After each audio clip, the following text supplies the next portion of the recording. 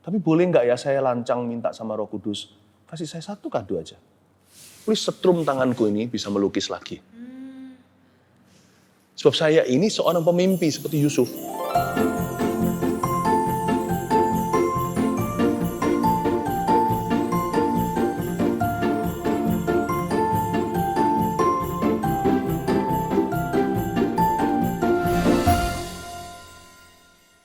Setelah saya bertobat umur 18 tahun itu, segalanya berubah. Saya bilang sama Tuhan Yesus, yang kuinginkan dalam hidup ini tidak lain, hanya satu. Aku hanya ingin melayanimu seumur hidupku dengan apapun juga. Saya nggak tahu kalau saya dipanggil jadi pendeta.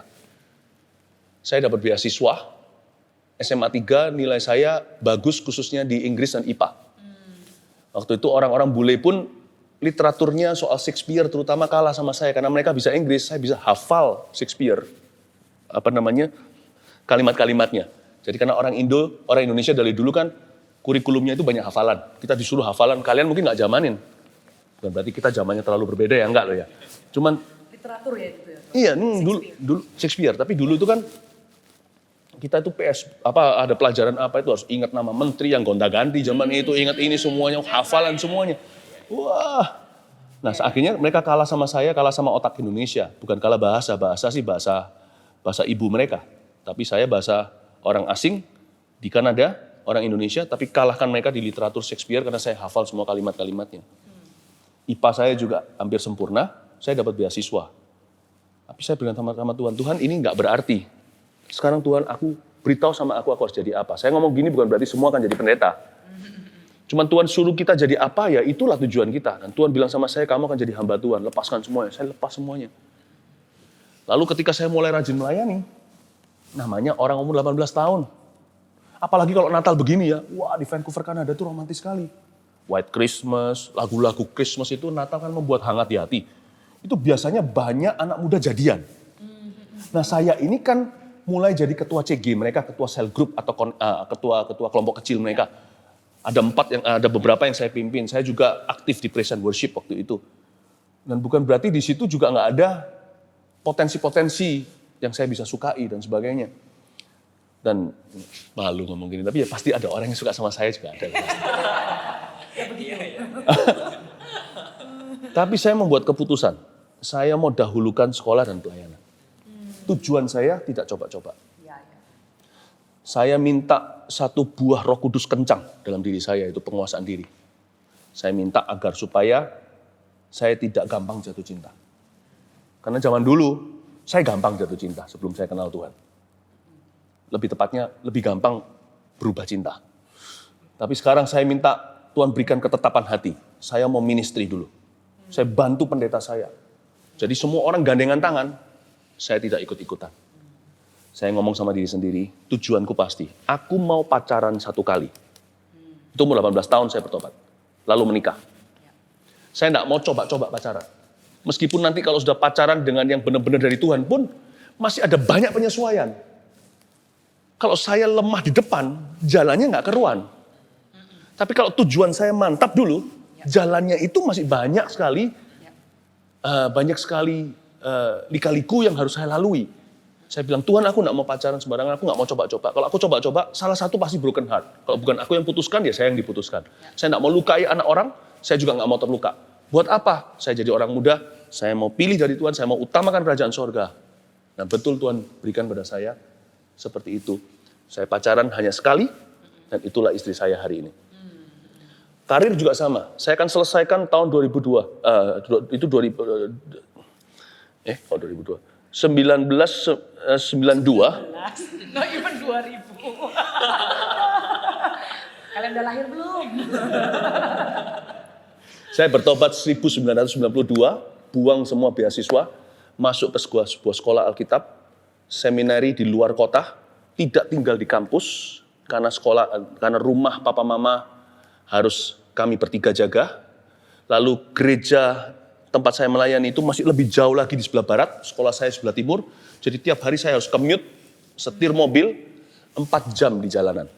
1 jam pergi, 1 jam pulang, malam ada sekolah lagi, 1 jam pergi, 1 jam pulang, 100 km per jam. Saya berkata sama Tuhan, Tuhan aku akan selesaikan sekolahku, 96, Setelah itu saya akan pelayanan secara sukarela, bantu gereja, lalu saya akan menikah tahun 99. Saya belum punya pasangan hidup. Saya ngomong, saya catat sampai hari ini masih ada catatannya. Saya akan lulus tahun sekian, saya menikah tahun sekian. Dalam nama Yesus. Tuhan, aku tidak lika-liku berdoa supaya Engkau memberikan kepadaku rencana yang straightforward. Saya orangnya begitu, nggak coba-coba. Meskipun dalam perjalanannya, ada banyak penyesuaian saya akui. Saya rencananya begini, saya sudah ke kanan, Tuhan bawa ke kiri. Saya ke kiri, kanan saya jaga, Tuhan bawa ke bawah. Ke lembah. Saya sudah siap-siap yang terpuruk, Tuhan promosikan. Tuhan itu nggak terduga, tapi tujuan harus mantap. Anak muda juga ya yang mau memulai karir gitu ya. Ada yang pernah bilang sama saya, saya mau memulai bisnis ini. Gak apa-apa lah ya gue coba. Soalnya ini modalnya gak seberapa. Nah I wanna say seharusnya gak mikir gitu ya. Jadi kalau misalnya mau modalnya dikit pun jangan punya pikiran untuk it's okay kalau gagal. Kalau udah mulai, ya jangan kasih ruang untuk berpikir gagal. Iya kan kok ya, mau itu modalnya dikit atau modalnya besar. Kalau modal dikit aja kita bisa bilang, gak apa-apa lah modalnya dikit. Maka dengan attitude dan mental yang sama, itu gak akan bedanya kalau modalnya gede juga. Karena selalu punya mental, it's okay kalau gagal gitu ya. Dan saya sendiri sangat terinspirasi sih kok sama paintingnya Koko. Kalian penasaran gak? Penasaran gak? Paintingnya Koko langsung go internasional dan itu langsung waktu awal-awal exhibition gitu ya. Dan kok saya pernah datang ke exhibitionnya Koko di Shanghai, waktu lihat paintingnya dan artikel yang ditulis nggak kayak hasil karya seni aja ya, tapi waktu datang dan baca itu visi yang saya dapat dan hadirat Tuhan amazing banget. Gimana ya kok memulai awal perjalanan jadi seorang artis dan waktu Koko masuk langsung go internasional. Thank you udah admiring my paintings, semua kemuliaan untuk Tuhan. Tapi semua dimulai dengan sebuah cerita yang betul-betul sebenarnya sebuah cerita yang mengeluhkan. Apa itu? Sebuah cerita yang menyedihkan. Sad story dulu. Saya mulai melukis itu waktu saya umur 6-7 tahun.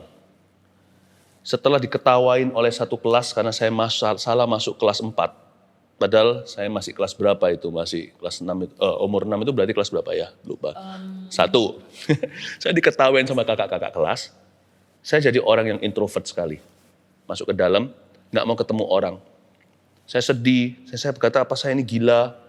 Semua orang panggil saya dengan sebuah panggilan baik di Indonesia maupun di Taiwan. Saya kena bullying gara-gara kemunduran otak saya. Di Taiwan saya dipanggil dengan sebuah julukan semacam idiot begitu. Saya bertumbuh dewasa, bukan bertumbuh dewasa sebagai anak kecil. Saya punya pikiran apakah saya ini memang betul idiot. Guru datang kepada mama saya dan saya dengar itu. Meskipun saya kecil, memori saya cukup kuat. Ngomong gini, anaknya enggak bisa sekolah normal. Anak ini harus di sekolah kebutuhan khusus. Maksudnya saya. Waktu saya lihat teman-teman saya atletis bisa lari-lari, saya pakai sepatu besi. Waktu saya lihat teman-teman saya bisa ulet, bisa kumpul sama teman-temannya cerita-cerita. Mereka pandai berbicara. Saya ingin seperti mereka. Waktu saya lihat mereka semuanya punya bakat. Ada yang pintar sekolah saya semuanya katrolan, guru kasihan. Saya berkata Tuhan, dalam hati saya belum kenal Tuhan, tapi di hati saya sebagai anak kecil sudah berseru sama Tuhan. Apa bakatku? Nggak ada. Lalu tiba-tiba ada sayembara, bukan ada perlombaan menggambar di sekolah. Kalau nggak salah 17 Agustusan. Saya bilang sama mama saya, Ma, mau beli pensil warna, gitulah ya bahasa anak kecilnya. Mama saya bilang jangan, bukan mama saya nggak mau beliin. Mama saya tahu, saya nggak bisa, kasihan nanti kalau sampai saya kalah, saya semakin patah hati, sudah kena bully, apalagi. Akhirnya karena saya memaksa, mama saya belikan pensil warna itu, itu cukup mahal waktu itu, bagus sekali, saya mau pakai pun sayang, ada satu pensil yang warnanya emas.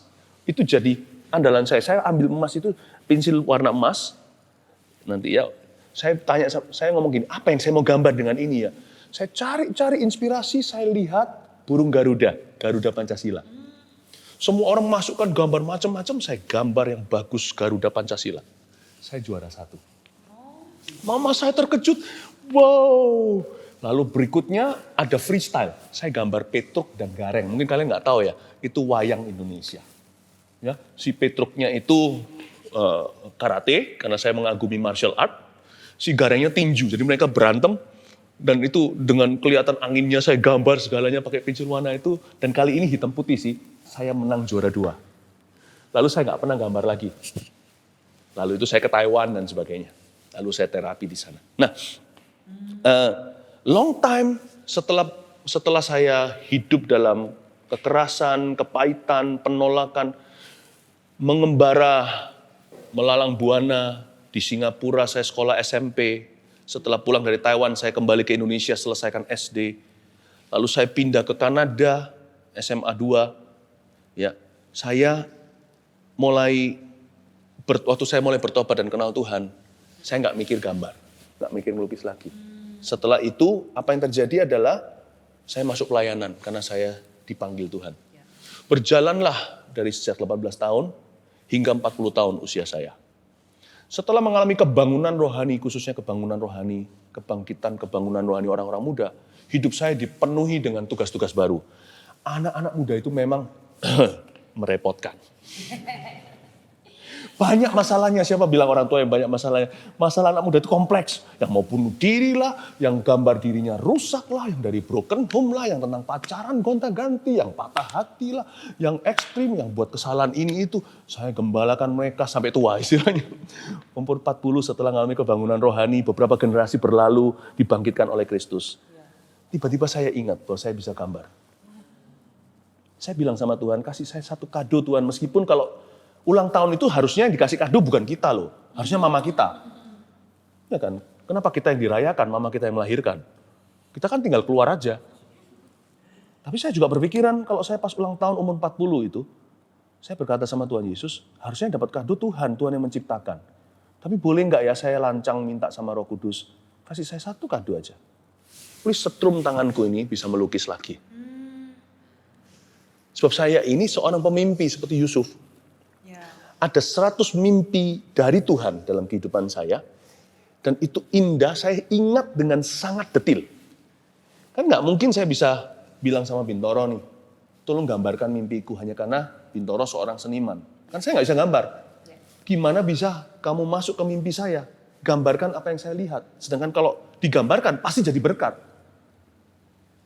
Karena mimpi-mimpi saya itu ilustratif sekali, kreatif sekali, warna-warni.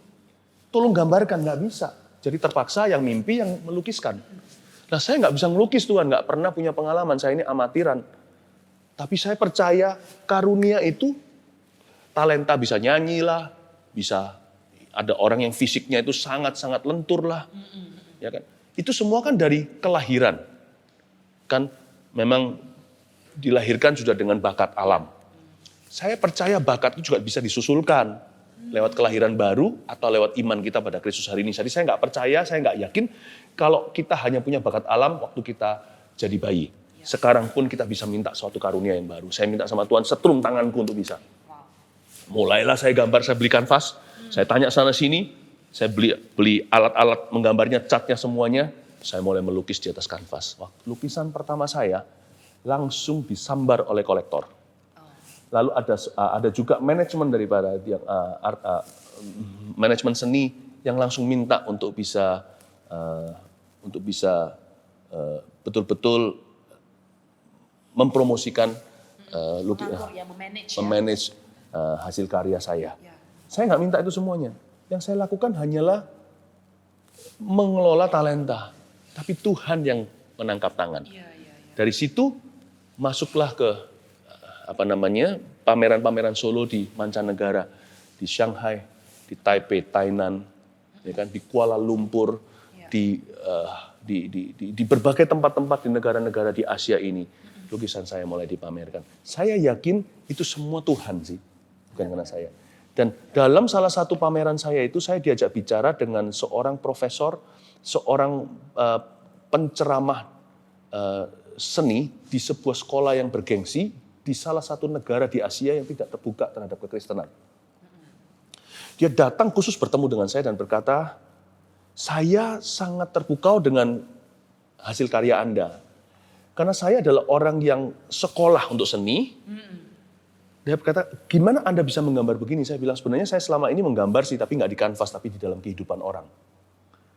Terus saya ngomong dengan dia, akhirnya saya buat dia sadar bahwa semua bakat alam, semua kreativitas harus merujuk dan menunjuk kepada Sang Pencipta. Seni itu ada tujuannya, yaitu kemuliaan Tuhan. Orang ini ateis. Dia punya lukisan, dia bukan lukisan, dia punya karya-karya seni sudah dipamerkan sampai di Milan, di Italia. Waktu saya bicara sama dia, berakhirlah di belakang layar. Ini ruang pameran, di situ ruang tunggu sang seniman. Di situ saya ketemu dengan profesor ini. Kami berdua berlutut untuk menuntun dia terima Yesus.